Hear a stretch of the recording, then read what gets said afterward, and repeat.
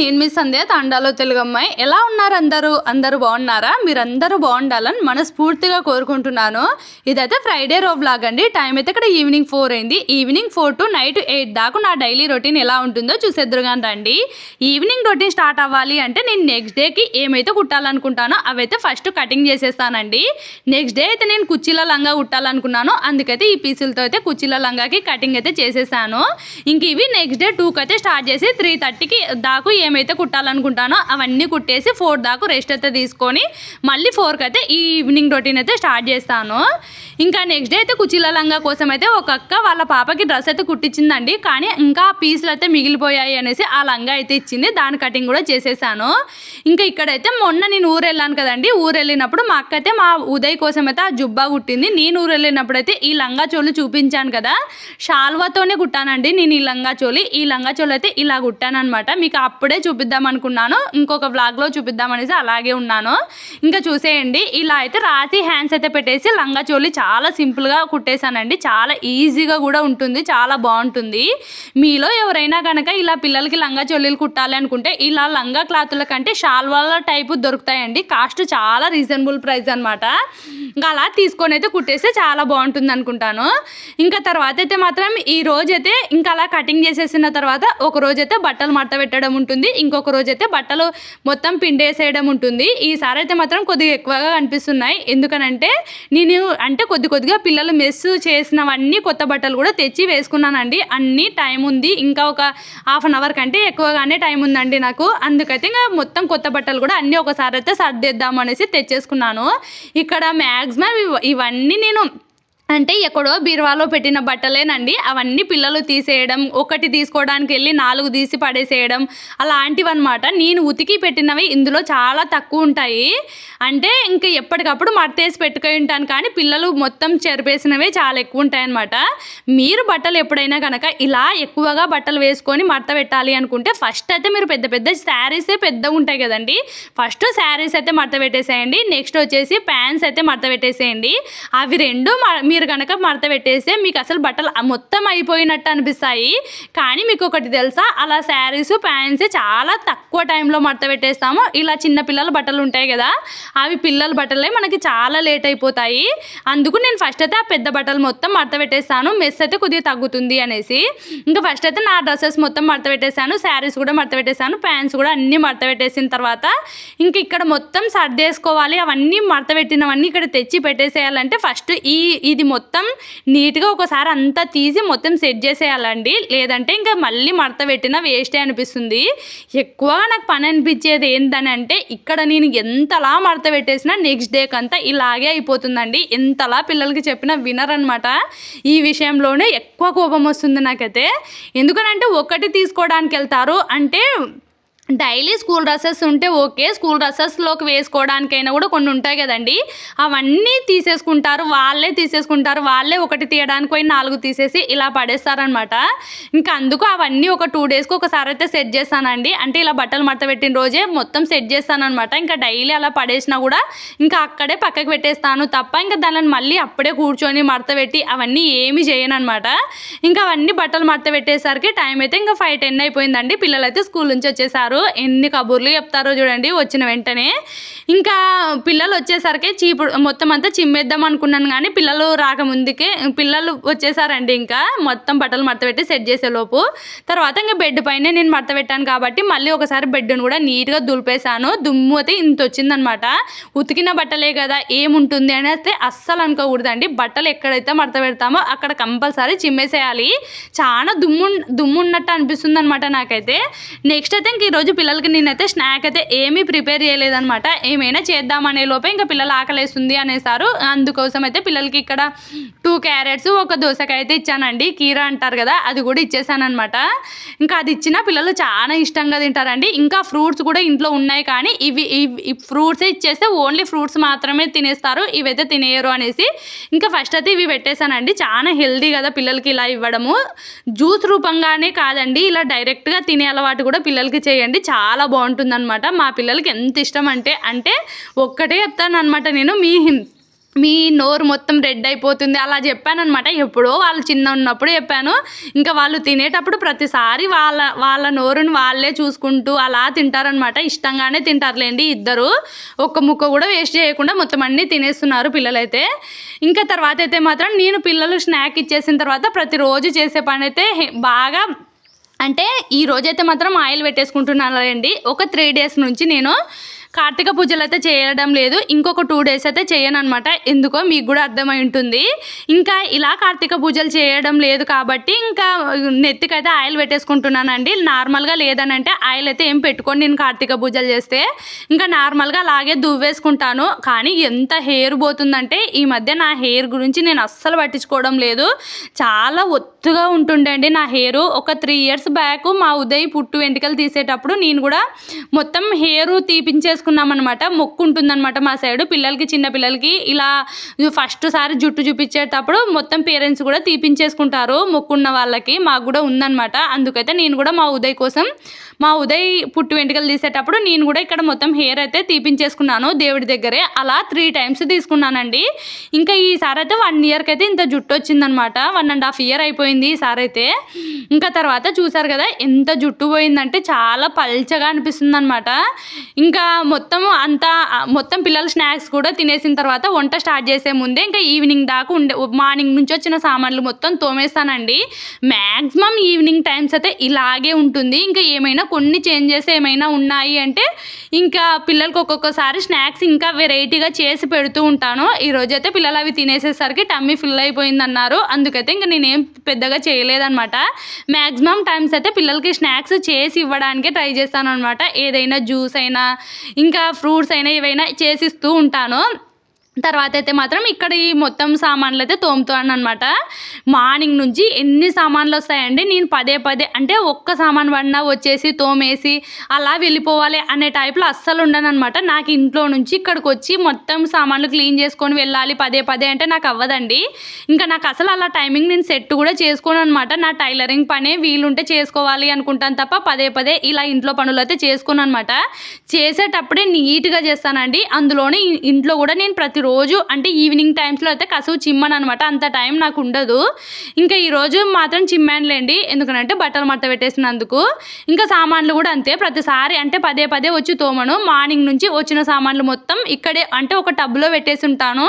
ఇంకా ఈవినింగ్ అంతా మొత్తం అన్ని మార్నింగ్ నుంచి చేసిన కుకింగ్ అంతా తీసేసుకుంటాను. తర్వాత అయితే వచ్చేసి తోమేస్తాను అనమాట ఈవినింగ్ టైమ్స్లో. ఇంకా ఇలా ఈవినింగ్ టైమ్స్లో నాకు ఏమైనా ఎక్కువగా హెవీగా వర్క్ ఉంది అంటే మార్నింగ్ టైమ్స్లో తోమేస్తానండి. లేదంటే ఈవినింగే మ్యాక్సిమం ఇలా మొత్తం అన్ని తోమేసుకుంటే నాకు మార్నింగ్ కూడా కొద్దిగంత ఫ్రీగా అయిపోతుంది అనమాట. ఇంకా పల్లెటూరులో అయితే ప్రతి ఒక్కరి రొటీన్ ఇలాగే ఉంటుందండి. ఖచ్చితంగా ఈవినింగు అంటే సామాన్లు మొత్తం తోమాలి, ఇల్లు మొత్తం శుభ్రం చేసుకోవాలి, తెల్లవారుజామునే లేయాలి, ఇలాగే ఉంటుందన్నమాట. ప్రతి ఒక్క పల్లెటూరు అమ్మాయికి అయితే ఇలాగే ఉంటుంది.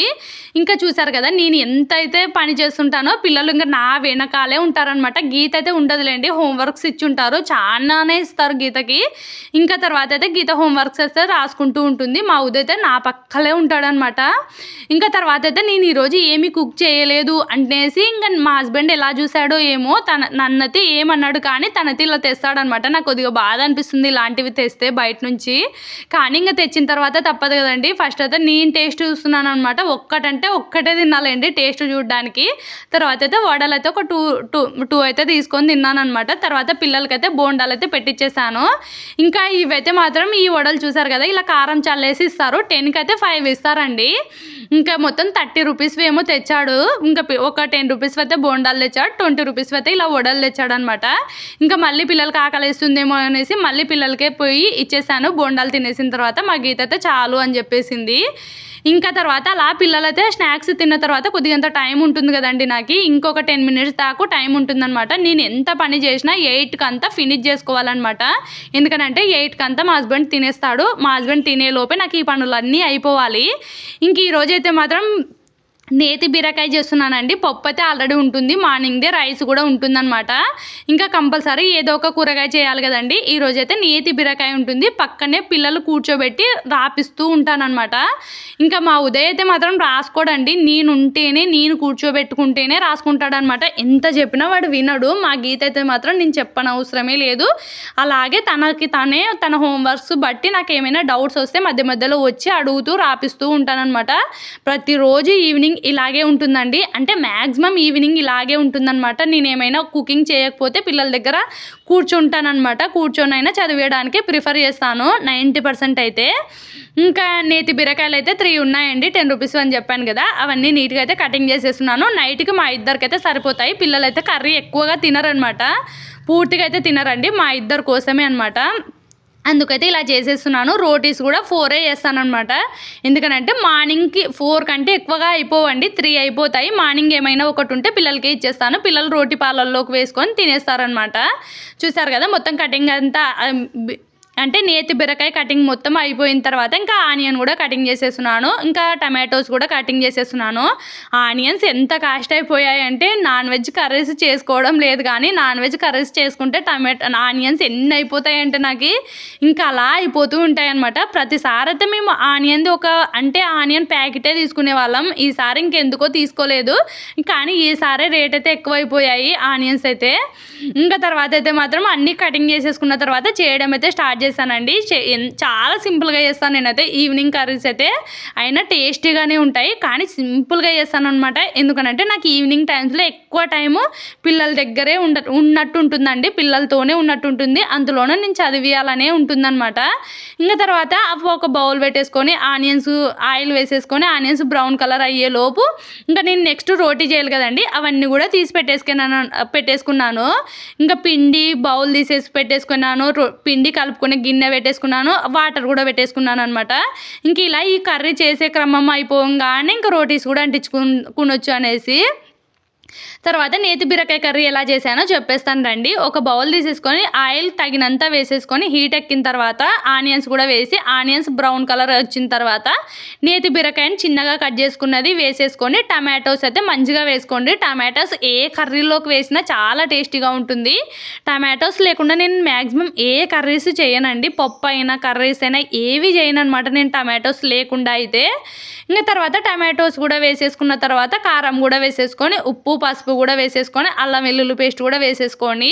ఇంకా మసాలాలన్నీ నేను ఇప్పుడే వేసుకుంటానండి, ఎందుకనంటే నేను ఇలా పదే ఈ కర్రీస్ దగ్గరికి ఈవినింగ్ టైమ్స్లో రానన్నమాట. మొత్తం ఒకేసారి వేసేసుకొని లో ఫ్లేమ్లో పెట్టి పిల్లల దగ్గరికి వెళ్తాను. ఇంకా చూసారు కదా, మొత్తం అంతా కారం అవన్నీ వేసేసుకున్న తర్వాత ఇంకా కొత్తిమీర అయితే కొద్దిగా వాడిపోయిందండి. అదైతే అంటే ఫ్రిడ్జ్లో ఉంది, కానీ నేను కవర్లో పెట్టడం మర్చిపోయాను అనమాట.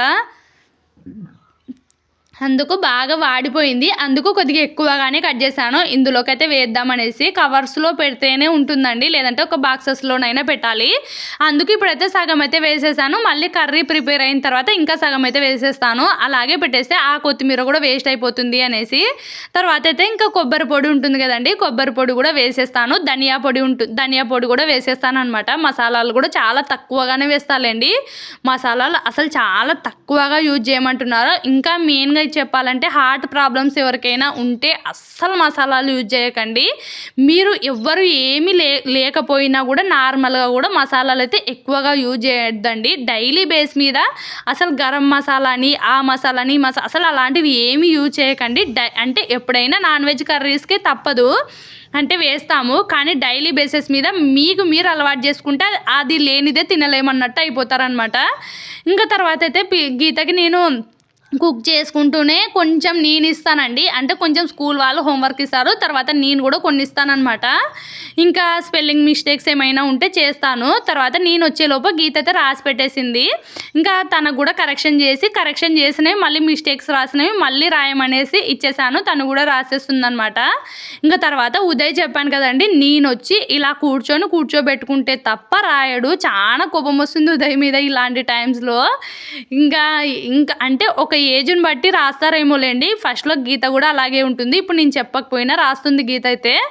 ఇంకా తర్వాత అయితే పిల్లలు అలా ఒక 20 మినిట్స్ అయితే చదివిస్తానండి. అంటే కర్రీ మొత్తం ప్రిపేర్ అయిపోయేంత దాకా చదివిస్తాననమాట.